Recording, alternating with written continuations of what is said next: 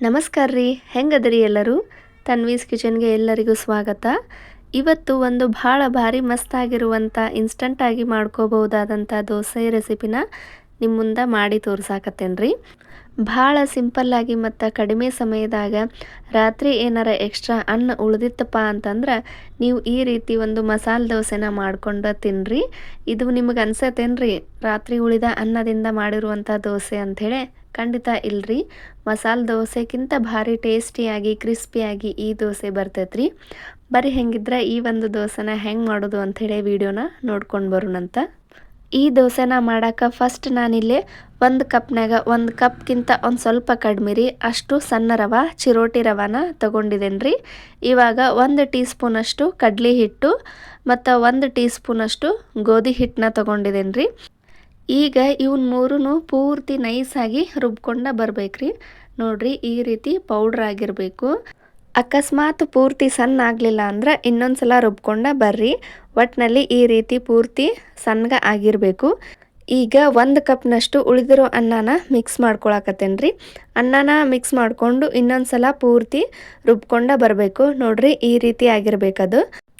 ಈಗ ಇದಕ್ಕೆ ನಾವೇನು ರವೆ ತೊಗೊಂಡಿದ್ದೀವಲ್ಲ ಅದೇ ಕಪ್ನಾಗ ರವೆ ಎಷ್ಟು ತೊಗೊಂಡಿರ್ತೀವಲ್ಲ ಅಷ್ಟು ಮೊಸರನ್ನ ತೊಗೋಬೇಕ್ರಿ. ನೋಡ್ರಿ ನಾನಿಲ್ಲಿ ಅರ್ಧಕ್ಕಿಂತ ಒಂದು ಸ್ವಲ್ಪ ಹೆಚ್ಚಾಗ್ತೈತಿ ಅಷ್ಟು ಮೊಸರನ್ನ ತೊಗೊಂಡೇನಿ. ಈಗ ಅದಕ್ಕೆ 1.5 ಕಪ್ನಷ್ಟು ನೀರನ್ನ ಸೇರಿಸ್ಕೊಳಕತ್ತೇನೆ ರೀ. ನೀರನ್ನ ನೋಡಿಕೊಂಡು ಸೇರಿಸ್ಕೊರಿ, ಎಷ್ಟು ಬೇಕೋ ಅಷ್ಟು. ದೋಸೆ ಹಿಟ್ಟು ಇರ್ತೈತಲ್ಲ ಆ ಹದಕ್ಕಾಗಬೇಕು. ನೋಡ್ರಿ ಇವಾಗ ಇನ್ನೊಂದು ಸಲ ಇದನ್ನು ಪೂರ್ತಿ ನೈಸ್ ಆಗುವಂಗೆ ರುಬ್ಕೊಂಡ ಬರಬೇಕು. ತರಿಯಾಗಿ ಇರಬಾರ್ದ್ರಿ ಹಿಟ್ಟು. ಪೂರ್ತಿ ನೈಸ್ ಆದ್ರನ ದೋಸೆ ಚಲೋ ಬರ್ತಾವೆ. ನೋಡ್ರಿ ಈ ರೀತಿ ಆಗಬೇಕು. ಈಗ ಆ ರುಬ್ಬಿರುವಂಥ ಹಿಟ್ಟನ್ನು ಈ ರೀತಿ ಒಂದು ಮಿಕ್ಸಿಂಗ್ ಬೌಲ್ಗೆ ಟ್ರಾನ್ಸ್ಫರ್ ಮಾಡ್ಕೋಬೇಕ್ರಿ. ಇವಾಗ ಅದೇ ಮಿಕ್ಸಿ ಜಾರ್ಗೆ ಇನ್ನೊಂದು ಸ್ವಲ್ಪ ನೀರನ್ನ ಹಾಕಿ ಆ ಹಿಟ್ಟೊಳಗೆ ಮಿಕ್ಸ್ ಮಾಡ್ಕೊಳಕತ್ತೇನೆ. ಈಗ ಅದಕ್ಕೆ ನೋಡಿಕೊಂಡು ರುಚಿಗೆ ಎಷ್ಟು ಬೇಕೋ ಅಷ್ಟು ಉಪ್ಪು, 1 ಚಿಟಿಕೆಯಷ್ಟು ಸೋಡಾನ ಹಾಕಿ ಈ ರೀತಿ 1 ಸ್ಪೂನ್ ತೊಗೊಂಡು ನೀಟಾಗಿ ಅಷ್ಟು ಹಿಟ್ಟನ್ನು ಮಿಕ್ಸ್ ಮಾಡಬೇಕ್ರಿ. ಸೋಡಾ ಉಪ್ಪು ಆ ಹಿಟ್ಟೊಳಗೆ ಪೂರ್ತಿಯಾಗಿ ಮಿಕ್ಸ್ ಆಗಬೇಕು. ಆ ರೀತಿ ಒಂದು 2 ರಿಂದ 3 ನಿಮಿಷ ಮಿಕ್ಸ್ ಮಾಡ್ಕೊತಾನೆ ಇರ್ರಿ. ಈ ರೀತಿ ಮಿಕ್ಸ್ ಮಾಡಿಂದ ಆ ಹಿಟ್ಟನ್ನು ಒಂದು 10 ರಿಂದ 15 ನಿಮಿಷ ನೆನೆಯಾಕಿಡ್ಬೇಕ್ರಿ. ಚೆಂದಂಗೆ ಮಿಕ್ಸ್ ಮಾಡ್ಕೊರಿ. ಮಿಕ್ಸ್ ಮಾಡ್ಕೊಂಡ್ರೆ ದೋಸೆ ಇನ್ನೂ ಸೂಪರಾಗಿ ಬರ್ತಾವೆ. ನೋಡ್ರಿ ಇವಾಗ ನಾನು 10 ನಿಮಿಷ ಬಿಟ್ಟು ಆ ಹಿಟ್ಟನ್ನು ನೋಡಾಕತ್ತೇನೆ. ಹಿಟ್ಟು ಪೂರ್ತಿಯಾಗಿ ನೆನೆದೈತ್ರಿ. ಇವಾಗ ಸ್ಪೂನ್ ತೊಗೊಂಡು ಇನ್ನೊಂದು ಸಲ ಹಿಟ್ಟನ್ನು ನೀಟಾಗಿ ಮಿಕ್ಸ್ ಮಾಡ್ಕೊಂಡು ನಾವು ಆರಾಮಾಗಿ ದೋಸೆನ ಮಾಡ್ಕೋಬೋದ್ರಿ. ಈ ದೋಸೆನ ನಮ್ಗೆ ಹೆಂಗೆ ಬೇಕೋ ಹಂಗೆ ಮಾಡ್ಕೋಬೋದ್ರಿ. ಸಾಫ್ಟ್ ಬೇಕಂದ್ರೆ ಸಾಫ್ಟು, ಕ್ರಿಸ್ಪಿಯಾಗಿ ಈ ದೋಸೆ ಬರ್ತಾವ್ರಿ. ನೋಡ್ರಿ ಇವಾಗ ಹಂಚನ್ನ ಕಾಯೋದಕ್ಕಿಟ್ಟು ಒಂದು ಸ್ವಲ್ಪ ದೋಸೆ ತವಾ ಕಾದಿಂದ ಸ್ವಲ್ಪ ನೀರನ್ನ ಹಾಕಿ ಈ ರೀತಿ ಒಂದು ಕಾಟನ್ ಬಟ್ಟೆ ತೊಗೊಂಡು ನೀಟಾಗಿ ಒರೆಸ್ಕೋಬೇಕ್ರಿ. ಪ್ರತಿ ಸಲ ದೋಸೆ ಹಾಕುವಾಗೂ ಹಿಂಗೆ ಮಾಡ್ಕೊಂಡ್ರೆ ದೋಸೆ ಭಾಳ ಮಸ್ತಾಗಿ ಬರ್ತಾವೆ. ಈಗ ನೋಡ್ರಿ ದೋಸೆನ ಹಾಕಾಕತ್ತೇನೆ. ಹಿಂಗೆ ಗ್ಯಾಸ್ನ ಪೂರ್ತಿ ಲೋ ಫ್ಲೇಮ್ನಲ್ಲಿಟ್ಟು ದೋಸೆನ ಹಾಕ್ಕೊಳ್ಬೇಕ್ರಿ. ಅಂದ್ರೆ ದೋಸೆ ತವಾಕ ಅಂಟೋದಿಲ್ಲ, ಭಾಳ ನೀಟಾಗಿ ಕ್ರಿಸ್ಪಿಯಾಗಿ ದೋಸೆ ಬರ್ತಾವ್ರಿ. ನೋಡ್ರಿ ಹಿಂಗೆ ದೋಸೆನ ಹಾಕ್ಕೊಂಡು ಉರಿನ ಮೀಡಿಯಮ್ ಫ್ಲೇಮ್ನಾಗಿಟ್ಟು ದೋಸೆನ ಬೇಯಿಸ್ಕೋಬೇಕ್ರಿ. ಈ ರೀತಿ ಒಂದು 2 ನಿಮಿಷ ಆಗಿಂದ ಸುತ್ತ ಎಣ್ಣೆ ಆಗಲಿ ಇಲ್ಲ ತುಪ್ಪನಾಗಲಿ ಯೂಸ್ ಮಾಡ್ಕೋಬೇಕ್ರಿ. ನಾನಿಲ್ಲೇ ಸುತ್ತ ಸ್ವಲ್ಪ ಎಣ್ಣೆನ ಹಾಕಾಕತ್ತೇನೆ.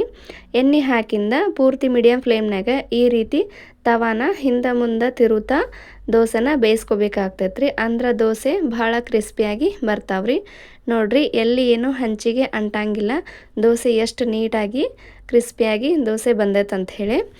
ಮನ್ಯಾಗ ಏನಾರ ರಾತ್ರಿ ಅನ್ನ ಉಳಿದಿತ್ತಪ್ಪ ಅಂತಂದ್ರೆ ನೀವು ಈ ದೋಸೆನ ಒಮ್ಮೆ ಮಾಡಿ ನೋಡ್ರಿ. ಖಂಡಿತ ನಿಮಗೂ ಇಷ್ಟ ಆಗ್ತೈತಿ ಮತ್ತು ಎಲ್ಲರಿಗೂ ಇಷ್ಟ ಆಗ್ತೈತಿ. ಹೋಟೆಲ್ನಲ್ಲಿ ಮಾಡುವಂಥ ಮಸಾಲೆ ದೋಸೆಗೂ ಮತ್ತು ಈ ದೋಸೆಗೂ ಯಾವುದೇ ರೀತಿಯಾದಂಥ ವ್ಯತ್ಯಾಸ ಇಲ್ಲರಿ. ಅಷ್ಟು ಟೇಸ್ಟಿಯಾಗಿ ಕ್ರಿಸ್ಪಿಯಾಗಿ ರುಚಿಯಾಗಿ ಈ ದೋಸೆ ಬರ್ತಾವ್ರಿ. ನೀವು ಒಂದ್ಸಲ ಖಂಡಿತ ಟ್ರೈ ಮಾಡಿ ನೋಡ್ರಿ. ಇವಾಗ ನೋಡ್ರಿ ನಾನಿಲ್ಲೇ ಇನ್ನೊಂದು ದೋಸೆನ ಮಾಡಿ ನಿಮ್ಮ ಮುಂದೆ ತೋರ್ಸಾಕತ್ತೇನೆ ರೀ. ಈ ರೀತಿ ಉರಿನ ಪೂರ್ತಿ ಲೋ ಫ್ಲೇಮ್ನಲ್ಲಿ ಇಟ್ಕೊಂಡು ಈಗ ಇನ್ನೊಂದು ದೋಸೆನ ಮಾಡಿ ತೋರ್ಸಾಕತ್ತೇನೆ ರೀ. ನೋಡ್ರಿ ಎಷ್ಟು ನೀಟಾಗಿ ಬಂದೈತೆ ಅಂಥೇಳಿ. ಇದನ್ನು ಉಳಿದ ಅನ್ನದಿಂದ ಮಾಡಿರೋ ದೋಸೆ ಅಂಥೇಳಿ ಯಾರೂ ಅನ್ನಂಗಿಲ್ಲ. ಅಷ್ಟು ನೀಟಾಗಿ ಈ ದೋಸೆ ಬರ್ತಾವ್ರಿ. ಅಕ್ಕಿ ಇಲ್ಲದ, ಉದ್ದಿನಬೇಳೆ ಇಲ್ಲದ ಇಷ್ಟೊಂದು ಕ್ರಿಸ್ಪಿಯಾಗಿ ರುಚಿಯಾಗಿ ಟೇಸ್ಟಿಯಾಗಿ ಈ ದೋಸೆ ಬರ್ತೈತ್ರಿ. ಅನ್ನಂತೂ ಎಲ್ಲರ ಮನೆಗೂ ಉಳಿತೈತಿ. ಯಾರು ಅಷ್ಟು ಕಷ್ಟ ಅನ್ನನ ಮಾಡಂಗಿಲ್ರಿ. ಅನ್ನ ಉಳಿದಾಗ ಈ ದೋಸೆನ ಒಂದ್ಸಲ ಟ್ರೈ ಮಾಡಿ ನೋಡ್ರಿ. ಖಂಡಿತ ನೀವು ಅಕ್ಕಿ ದೋಸೆನ ಮರೆತು ಇದೇ ದೋಸೆನ ಮತ್ತೆ ಮಾಡ್ತೀರಿ. ಅಷ್ಟು ಟೇಸ್ಟಿಯಾಗಿ ಈ ದೋಸೆ ಬರ್ತೈತ್ರಿ. ನೋಡಿರಲ್ರಿ, ಉಳಿದ ಅನ್ನನ ಯೂಸ್ ಮಾಡಿಕೊಂಡು ಯಾವ ರೀತಿ ಆದಂಥ ಕ್ರಿಸ್ಪಿಯಾದ ಮಸಾಲೆ ದೋಸೆನ ಮನ್ಯಾಗ ಮಾಡ್ಕೋಬೋದಂತೇಳಿ. ಈ ದೋಸೆ ರೆಸಿಪಿ ನಿಮಗೆ ಇಷ್ಟ ಆಗಿದ್ರೆ ಪ್ಲೀಸ್ ಚಾನಲ್ನ ಎಲ್ಲರೂ ಸಬ್ಸ್ಕ್ರೈಬ್ ಮಾಡ್ಕೊರಿ, ಹಂಗೆ ಸಪೋರ್ಟ್ ಮಾಡಿರಿ. ಈ ದೋಸೆಗೊಂದು ಲೈಕ್ ಕೊಡೋದನ್ನು ಮರಿಬೇಡ್ರಿ. ಮತ್ತು ಮುಂದಿನ ವಿಡಿಯೋದಾಗ ಇದಕ್ಕೆ ಚಲೋ ರೆಸಿಪಿ ಜೊತೆ ಸಿಗೋಣ್ರಿ. ಅಲ್ಲಿ ಮಟ ಎಲ್ಲರೂ ಹಿಂಗೆ ವಿಡಿಯೋಸ್ನ ನೋಡ್ಕೊತ ಇರಿ, ಶೇರ್ ಮಾಡಿರಿ, ಲೈಕ್ ಮಾಡಿರಿ. ಬಾಯ್ ರೀ ಎಲ್ಲರಿಗೂ.